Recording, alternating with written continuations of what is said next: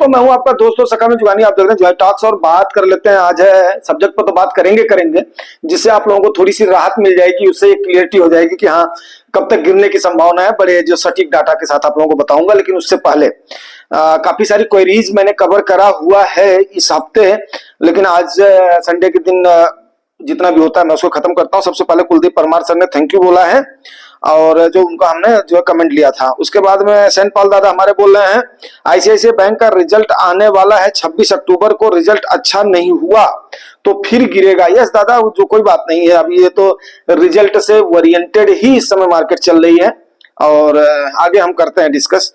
उसके बाद में कट्टी मनी सर ने भी थैंक्स बोला है, गुजरात बंधु सर ने भी जो शुक्रिया। उसके बाद में विजेंद्र सर बोल रहे हैं नमस्कार सर, कल हमने अपने 4 फंड्स में 5-5 हजार का टॉपअप कर दिए, गुड। जब आप आगे कॉल देंगे तब देखा जाएगा, धन्यवाद आपका। बहुत बढ़िया सर। और उसके बाद में गुजरात बंधु सर बोल रहे हैं निफ्टी 24,000 आए तो फिर करना, 23,300 फिर करेंगे। मैंने भी आज सुबह 25 तारीख की एनएबी लेने के लिए 5 फंड में 20 डाल दिया है। गुड सर, ठीक है। अभी अब जो लेने का टाइम है मैं उसको जो आप लोगों को अभी बताता हूं क्यों। एंड 23,300 तो बड़ा मुश्किल है, विजेंद्र सर बोल रहे हैं यहां तक मार्केट शायद ही गिरे। Yes sir, I hope so. तो बहुत अच्छी बात है, कम से कम आप लोग इतना बढ़िया मतलब जो है वो कर रहे हैं, जो रिस्पांस कर रहे हैं और इस मंच का यूज हो रहा है, इससे लोग जो है बेनिफिशियल हो रहे हैं। सबसे बड़ी खुशी की बात तो ये है सर। एंड यशपाल जी शर्मा जी बोल रहे हैं very good information, thank you so much. जो मार्केट में भारी गिरावट का हमने कहा था, उसके बाद में गुजरात बंधु सर ने फिर जो है काफी सारा थैंक्स भेजा है। थैंक मतलब जो है शाबाशी दिया है, थैंक्स तो नहीं कह सकता हूँ, शाबाशी दिया है। तो गुजरात बंधु सर हमें हमेशा मतलब जो मोटिवेट करते रहते हैं। एंड ध्रुव सर बोल रहे हैं सर आपकी भविष्यवाणी गलत साबित तो होती दिख रही है कि ईयर एंड तक निफ्टी 28,000 छुएगा। नहीं सर, 27 बोला था हमने। चलिए कोई बात नहीं है, मतलब जो है अब इतना बड़ा अगर एफआईआई जो कर रही है तो देखते हैं। अभी मतलब जो है 2 महीने बाकी है सर, नवंबर जो है फिर दिसंबर है, ठीक है ना। तब तक में अगर बाउंस बैक किए तो कुछ जो है कुछ कहा नहीं जा सकता। जो है 26 जो है 26.5 तो कभी भी हम उसके बाद में जा सकते हैं।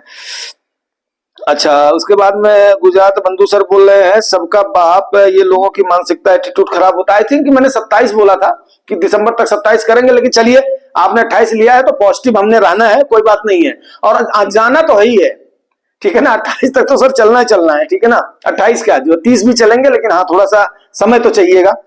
एंड ठीक है, सर ने जो है फिर उसके बाद में हमें मोटिवेट किया है गुजरात बंधु सर ने कि किसी बातों पर ध्यान दिए बिना अपना जो है काम करिए, निगेटिव नहीं बनना है हमने। ठीक है सर, मैं इसको गुजरात बंधु सर पक्का एक जो आपकी हर बात को एक लेसन के जैसे लेता हूं। एंड ध्रुव कुमार सर फिर बोल रहे हैं गिरने से कोई फर्क नहीं पड़ता, मैं तो ज्यादा से ज्यादा यूनिट कलेक्ट करना चाहता हूं। यस, होना भी यही चाहिए सर, होना भी यही चाहिए, क्योंकि ज्यादा परेशान होने से भी हमने कुछ खास जो है कुछ गेन नहीं होता है, ठीक है। तो अभी सबको मैं ये थैंक्स करता चलता हूं, क्योंकि फिर उसके बाद में समय बचेगा थोड़ा। तो okay okay okay okay okay okay. फिर सैनपाल दादा बोल रहे हैं मेरा रिटर्न हाईएस्ट 15 था। तो सर था, वहां पर आप जाओगे 15 क्या, वो आपका और भी जाएगा, इसके लिए आप चिंता नहीं करना। अभी घट के 6% रिटर्न है ऑन 26 अक्टूबर, ठीक है दादा, नो प्रॉब्लम, ठीक है ना। अगर -6 भी जाता है तो भी आपका कहीं नहीं जा रहा है, क्योंकि आपने असेट खरीदा, वो असेट कहीं पर भी भाग करके नहीं जाएगा। खास करके आप जो है अगर म्यूचुअल फंड में वो जो वेल डाइवर्सिफाई है, यहाँ पर पैनिक नहीं होना है। मेन बात क्या होता है कि लोगों को इसीलिए थोड़ा वो अपना डराया जाता है, ये किया जाता है कि ताकि उस पर लोग एंट्री बना सकें, या उसके बाद में जो निकल रहे हैं। तो ठीक है, अभी चल रही है जबरदस्त रस्साकसी एफआईआई और डीआईआई के बीच में चल रही है, आप लोग देख ही रहे हो। हर दिन डीआईआई खरीद रहे हैं, एफआईआई बेच रहे हैं। अभी मैं सारे आंकड़े आपके पास रखता हूं।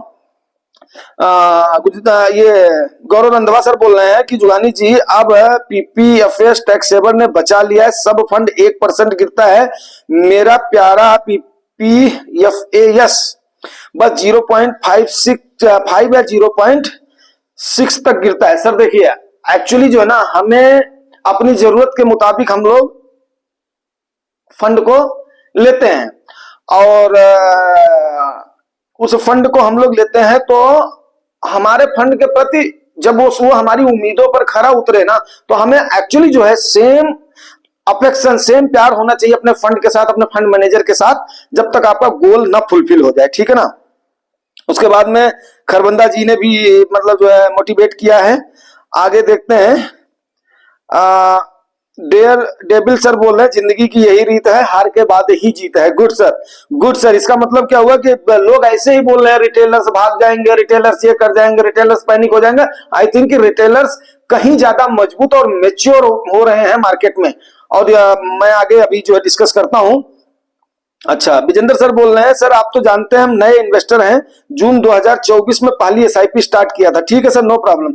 इस समय 4 एसआईपी चल रही है सर। हम तो फिलहाल मार्केट को एंजॉय कर रहे हैं, बहुत कुछ नया सीखने को मिल रहा है। यस सर, अगर आप बिल्कुल नए एंट्री ले करके और उसके बाद में इतना बढ़िया अगर आप मतलब जो है इसको झेल रहे हैं, फेस कर रहे हैं, तो यस आप काफी बोल्ड इन्वेस्टर बनेंगे आने वाले समय में। जिसने इसको देख लिया है ना, मैं अभी आपको बताता हूं, ठीक है ना, डाटाज के साथ बताता हूं, जिसने इसको देख लिया है ना, वो आगे फिर कितना स्ट्रांग इन्वेस्टर बनेगा और मार्केट से कितना लाभ लेकर के जाएगा, वो मैं आपको करता हूं।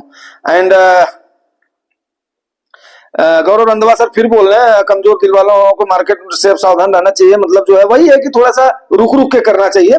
Mid cap and small cap next 3-4 महीने में प्रेजेंट लेवल से 10 से 14% गिरेगा।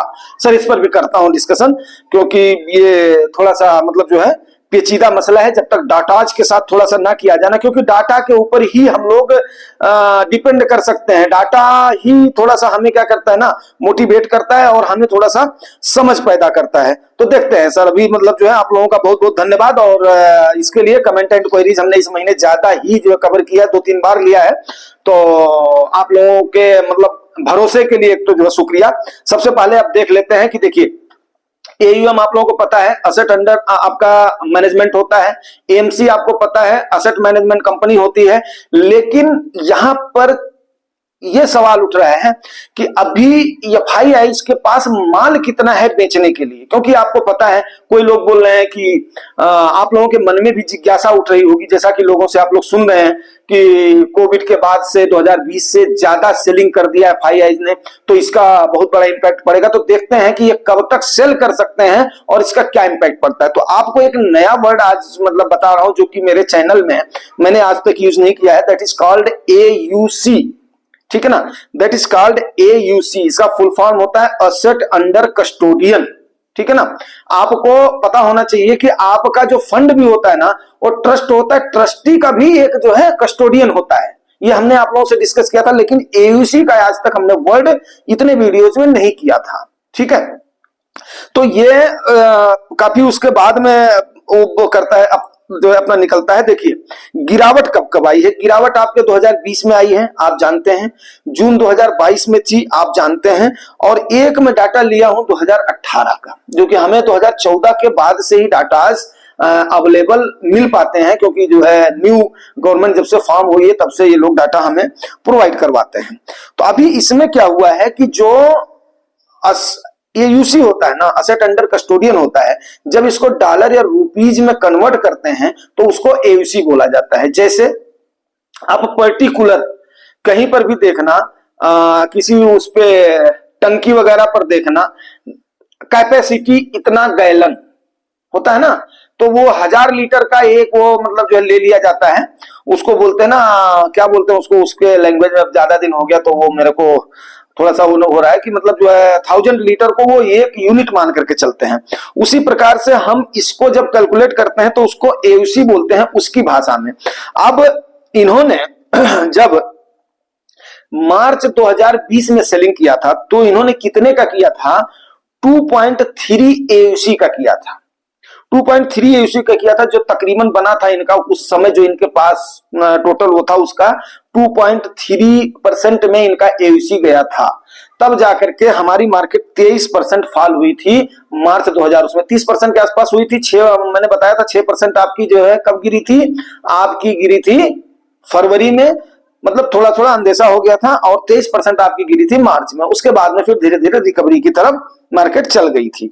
वहीं पर ही 2022 में जो इन्होंने 50,000 करोड़ बेचा था जून 2022 में, तो वहां पे 1.12 एयूसी मतलब जो है इनका गया था, ठीक है ना।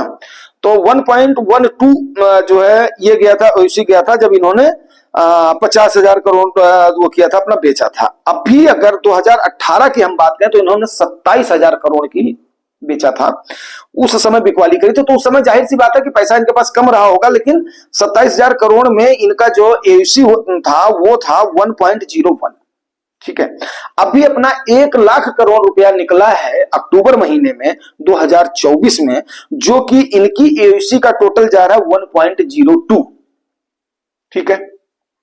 तो अब अगर पिछले 2018 से लेकर के 2024 तक का हम आंकड़ा देखें, कोई बहुत बड़ा अगर सीनरियो ना आए तो इन्होंने जून 2022 में देखो 1.12 हो रहा है, 2024 में 1.02 हो रहा है, 2018 में 1.01 हो रहा है, 2.03 कब हो रहा है, जब आपके कोविड का समय आया था।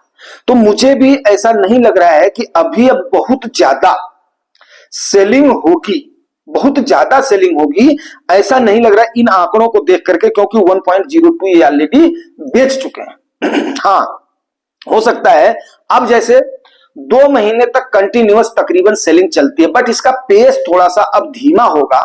नवंबर में भी थोड़ी सी उम्मीद है कि थोड़ी बहुत बिकवाली एफआईएच करेंगे, लेकिन अब इनका पेस धीमा होगा जो पिछले इस रिकॉर्ड के अनुसार चल रहे हैं। तो अब वहां पर 2-3 फैक्टर जो है वही मैंने कर रहे, तो वैल्यूएशन थोड़ी सी हाई है, नंबर 1। दूसरा क्या है कि हमारे कंपनियों का डाटा खराब हो रहा है, नंबर 2।